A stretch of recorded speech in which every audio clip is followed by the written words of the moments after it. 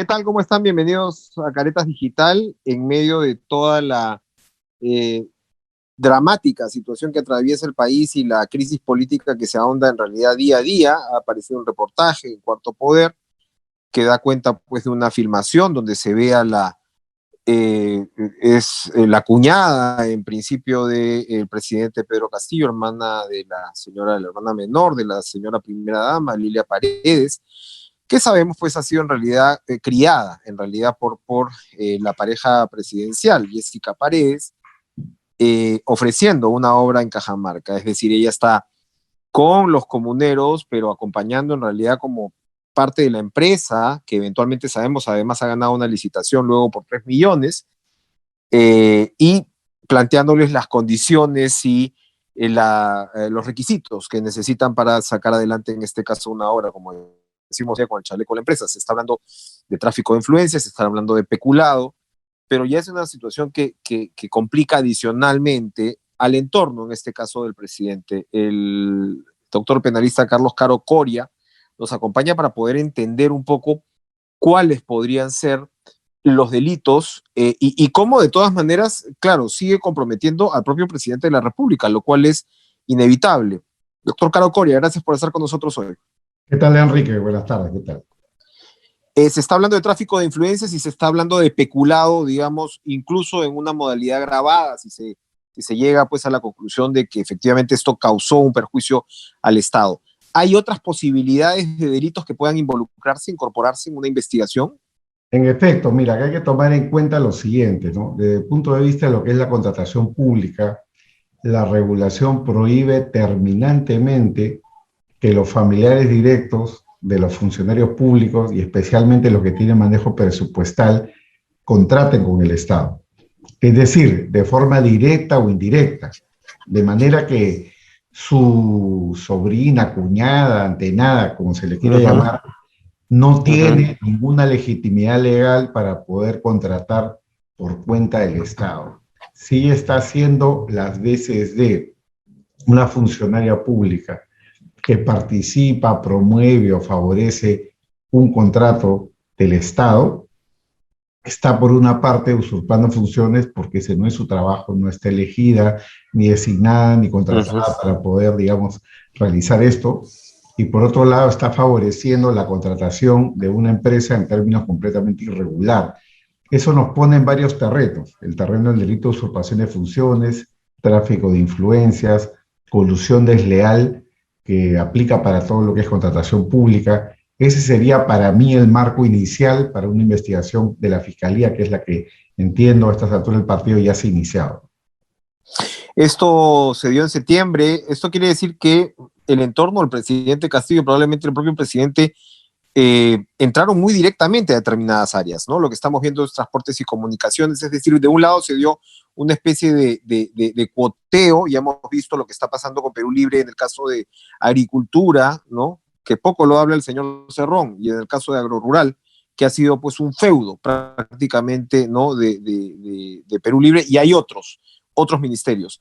Pero a lo que vamos es que en medio de lo que parecía pues reinar una gran confusión, una indefinición sobre cómo encarar el gobierno, el presidente y su entorno tenían muy claro lo que tenían que hacer. Sí, sin duda acá asistimos a una descomposición, desdibujamiento, a una mueca de lo que es la función pública. No hay meritocracia, no hay selección, no se buscan los mejores perfiles, sino la contratación pública, los principales puestos, depende de la cercanía con el presidente, depende del amigo, del chotano, del paisano. Entonces, prácticamente esto desdibuja la función pública, la banaliza, ¿no? Y claro, eso sin duda corrobora la tesis general del Ministerio Público de que acá existiría una organización criminal. El pueblo, la gente, el público debe entender que organización criminal no es solamente las grandes mafias para la droga o para robar, sino también pueden haber organizaciones criminales, vamos a decirlo así, pirañescas, que buscan que tomar determinados ámbitos del poder, en este caso del Estado, con la finalidad de conseguir ingresos, dinero, ganancias, lucro, Entonces, es tanta la criminalidad organizada de un tratante de personas, un traficante de drogas, un terrorista, como de un grupo de personas que toma el poder de una municipalidad, de un ministerio, o en este caso incluso, según la Fiscalía, de la Presidencia de la República, para que todo esto se permita. Porque Ujú. sin el presidente que tenemos en este momento, nada de esto seguramente sería posible o viable, tanto que no lo hemos visto en otros gobiernos. Hemos visto escándalos de corrupción y muy graves, pero nunca tan seguido, tan frecuente, ni siempre ligado al entorno del propio presidente. Esto, como usted lo describe, porque efectivamente siempre han habido casos de corrupción, pero digamos, no eran, a ver, no vamos a llamarlos aislados porque de todas maneras había una estructura del Estado que funcionaba, ¿verdad? O sea, acá esa estructura ha sido rápidamente desmontada y con muy poca sutileza, además, ¿no? En términos de, no es algo así como, ahora que estábamos hablando del paro de transportistas, ¿no? Te meto la combi, ¿no? Y esto es así. Como usted lo describe, esto va configurando, digamos, ya con mayor claridad, por ejemplo, causales políticas para algún tipo de remoción. Se está hablando de suspensión del presidente de la República. Conversábamos más temprano con Héctor Ventura de la Comisión de Fiscalización y él decía, no, tenemos claro que la parte delictiva es para los no aforados, ¿no? Pero las infracciones constitucionales del presidente que se van apilando en este caso, de alguna manera tendrían que precipitar, vamos a decirlo así, su salida. Sí, en efecto, ¿no? Como sabemos, la ley constitucional tiene el botón rojo de la vacancia por incapacidad moral permanente, pero también hay otras fórmulas poco usadas o nunca estrenadas, como el tema de la suspensión en el cargo. Esta es una posibilidad de la que se ha venido discutiendo en los últimos días, yo diría que no más de 2 o 3 semanas atrás, y creo que es una posibilidad que está servida y tiene la ventaja de que al no ser una vacancia, sino una suspensión en el cargo, la votación o la valla es bastante más baja, ¿no? Pero eso ya no pone en el terreno de lo que debe de significar la voluntad política, ¿no? La voluntad política a nivel del Parlamento, porque como todos avisoramos o creemos, los parlamentarios se quieren quedar, o sea, no se quieren ir, no se quieren ir ahora, quieren quedarse los 5 años, y a ellos les gustaría, pues, que Pedro Castillo se vaya, pero que ellos se queden. Y esa es una fórmula política que, desde mi punto de vista, no es sostenible en la medida que si hay un cambio, seguramente la población va a demandar un cambio general, ¿no? Incluyendo los Pero digamos, quedémonos en esa posibilidad de suspensión que, como usted dice, es una figura no estrenada, que va de la mano con inhabilitación y destitución como opciones dentro de este incumplimiento de los deberes y obligaciones del presidente de la República, que me parece que están en el artículo 118, ¿no? Ya sabemos que el presidente no puede ser acusado por delitos que no sean los 4 que están claramente establecidos en el 117, así que por ahí no va a ir la cosa. Pero este tema de destitución, inhabilitación o suspensión, ¿cómo funciona? Si se le suspende, por ejemplo, si se llega a ese convencimiento y se llegan a los 66 votos, me parece que serían necesarios para una suspensión. ¿Cómo es esto? ¿Cómo funciona? ¿Por cuánto tiempo? ¿Quién decide ese periodo de tiempo de Claro, suspensión? allí la decisión es única y exclusivamente del Congreso, porque esto entraría en el terreno netamente político. No es un caso de una suspensión producto de un proceso judicial, no es el caso de una suspensión producto de la imputación de un delito, sino estamos hablando de lo que es el control parlamentario, el control del Congreso. La mayoría, digamos, simple, que significaría 66 votos de los 130 congresistas, podrían dar lugar a que se aplique esta medida, pero desde luego, en la medida que acá no existe una regulación precisa ni una práctica, se va a poner en discusión lo que tú estás mencionando, que es el tema de la duración, ¿no? Puede durar el resto del mandato, en ese caso no hay nuevas elecciones, simplemente se aplica la sucesión constitucional, y la sucesión constitucional es la vicepresidenta Boluarte, y si es que ella dejara de estar también en el cargo, porque tiene también otros problemas ahí en el Congreso, por el tema de la asociación o el club departamental, si ella no estuviera en el cargo, tendríamos que ir a la figura del presidente del Congreso. Y si este renuncia a la vez y el otro está suspendido, ahí sí tendría que haber nuevas elecciones. Así es, claro. Efectivamente, si es que el presidente o la presidenta del Congreso asumen el cargo luego de porque claro, lo que se está hablando es una inhabilitación posible de la vicepresidenta y una suspensión del presidente, como digamos, esta especie de fórmula. En ese caso, él o la presidenta del Congreso asumen mientras dure la suspensión, que por supuesto tiene que tener, por más política que sea, me imagino, una justificación muy clara. Uno también figura, ¿no?, que Castillo en un escenario como ese recurriría probablemente al Poder Judicial, ¿no?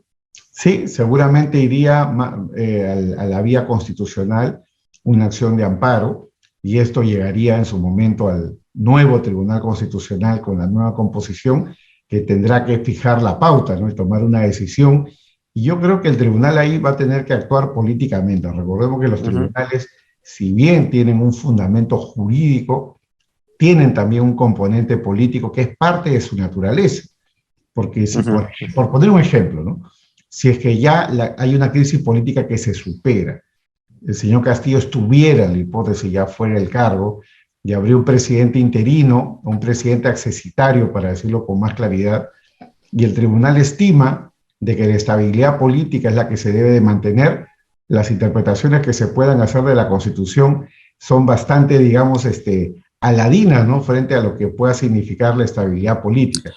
Y hay que recordar, disculpa, Carlos, sí, que hay antecedentes, porque, por ejemplo, cuando Vizcarra cierra el Congreso, que fue una medida muy controversial, recuerdo que Caretas puso, por más que fuera popular en ese momento, ¿no?, Caretas puso una guillotina y puso al filo con la Constitución, ¿no?, era una medida al filo de la constitucionalidad, y entonces el Tribunal Constitucional no asumió, digamos, realmente el fondo de la cuestión, pero al mismo tiempo estableció que no se iba a regresar a la situación anterior, ¿verdad?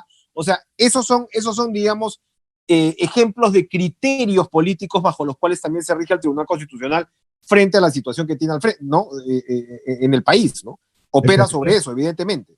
Efectivamente, ¿no?, tanto así como en el tema de la llamada, digamos, denegatoria de facto, de confianza, que gatilló el cierre del Congreso, como el hecho de la salida del propio señor Vizcarra, cuando él fue vacado por incapacidad moral permanente, interpuso también su demanda y para el tribunal ya no había nada que hacer porque ya había corrido demasiada agua bajo el puente, ya estaba el señor Sagasti en el cargo y habían pasado lo de las marchas, Inti, Brian, el señor Merino, volver a una situación de caos, inseguridad jurídica, inseguridad constitucional, no era lo que un tribunal responsable. Ahora, allí tocas un punto clave que es, porque seguramente un escenario de estos llegaría efectivamente al TC, el país tendría que estar bajo cierto periodo de estabilidad.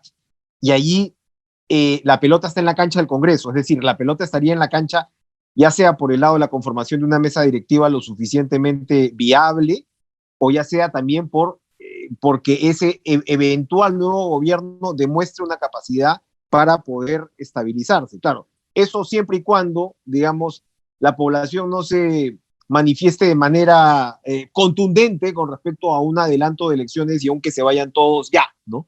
Que también, por supuesto, abre un escenario complejo, ¿no?, en términos de ingobernabilidad, ¿no? Exactamente, ¿no? Entonces ahí las opciones serían de que se mantenga en el cargo el presidente o presidenta del Congreso, o que el presidente o presidente del Congreso anuncie nuevas elecciones, ¿no?, por decisión del Congreso, porque eso implicaría un cambio constitucional, por lo menos una cláusula transitoria, ¿no?, como lo fue en el caso del gobierno de Fujimori, ¿no? Para terminar, doctor Caro Coria, nosotros en la última edición de Caretas, la edición impresa, lanzamos también, porque claro, como todo el mundo está tratando, o algunos estamos tratando de pensar fuera de la caja, lanzamos esta posibilidad de, oye, si el Congreso no se quiere ir, ¿por qué no pagarles un periodo, ¿no?, de sueldos para que puedan acceder a un adelanto de elecciones? Se discutió cuando Fujimori cae en el 2000, post facto, porque claro, Fujimori adelanta las elecciones, él tenía el control del Congreso, manda el proyecto de ley y se adelantaron las elecciones, pero luego los congresistas, cuando ya todo termina de caer, dicen, oye, nos estamos quedando, o sea, a ver, más allá de la impopularidad del Congreso, uno dice, claro, muchos de ellos, o la gran mayoría, nunca se imaginaron estar en esta posición, tienen seguramente hipotecas, han invertido, etcétera, etcétera, ¿no? ¿Podría pensarse en alternativas de ese estilo? ¿O sería un hueso demasiado duro de roer para una situación como la que tenemos ahora? Sin duda que ellos podrían demandar lucro cesante, y me parece que alguno de ellos lo hiciera o lo hizo en el año 2000, cuando ya se tuvieron que ir y uno llamaba a elecciones a partir del 2001. Pero yo pienso que tienen remotas probabilidades de éxito porque la regla en el ámbito público, porque estamos hablando de plata del Estado, es Ujú. pagar por el trabajo efectivamente realizado, ¿no? Entonces, Ya, claro. si el periodista no trabaja, no habría un fundamento para ese pago y al contrario, ¿no? Quien firme esa nómina puede ser imputado luego por peculado, como lo han sido los exministros que le dieron la indemnización a Vladimiro Montesinos de 15 Claro. millones, nadie sabe por Ujú. qué. Por supuesto, bueno, eso también complica ese escenario. Bueno, complicada la situación del presidente de la República, cada vez más complicada. Eso sí nos queda claro, doctor Caro Coria, y seguramente no será la última vez que vamos a hablar sobre este tema, porque tal como están las cosas, las evidencias, los indicios, los casos se van acumulando día a día. Así que gracias por estar con nosotros y seguramente tendremos una próxima oportunidad de seguir actualizando este tema. Muchas gracias, Carlos Caro Coria. Muchas gracias, Enrique. Buenas tardes. Adiós.